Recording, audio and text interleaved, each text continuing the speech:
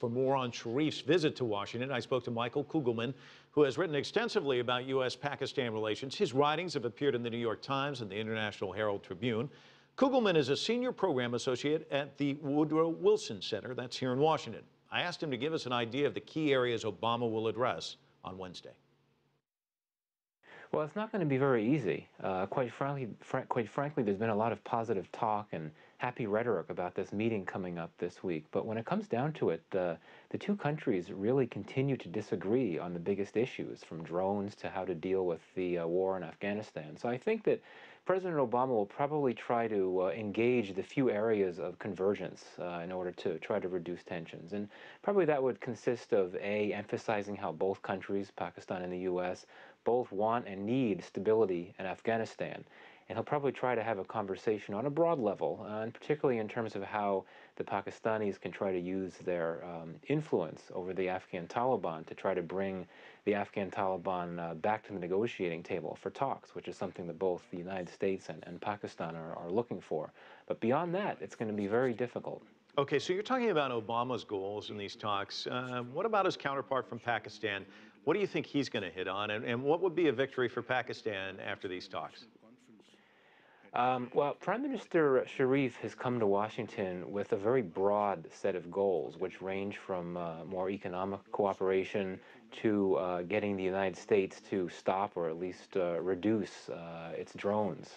And it's interesting. There's a considerable disconnect between these very broad and varied goals that Sharif has and what I think are very limited and very specific goals that the United States has, which is essentially trying to talk about Afghanistan.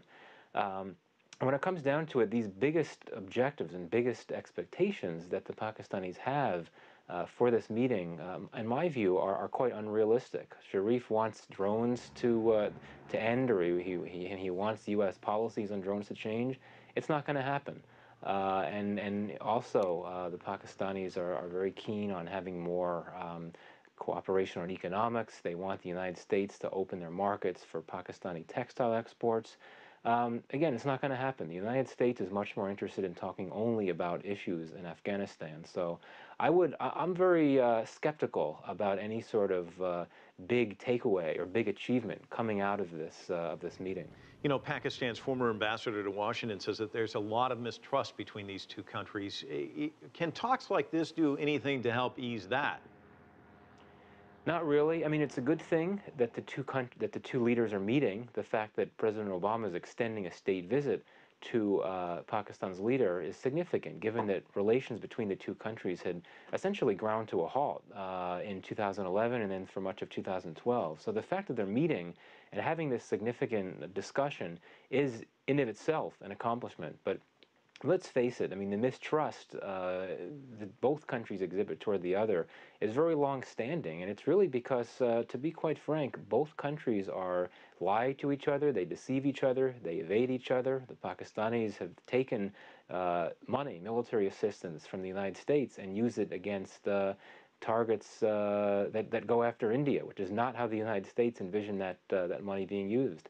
And the United States, for its part, has ended up having a much more robust intelligence presence in Pakistan than it has let on, as we've seen. And as a result, it's launched special operations in recent years in Pakistan without telling the Pakistanis. Of course, this happened with the raid that apprehended Osama bin Laden. And that's going to be very difficult to just make that type of sentiment, that mistrust disappear. And one meeting, even on a high official state visit level, will not get us to that point. Michael Kugelman, thank you so much for your time. Thank you.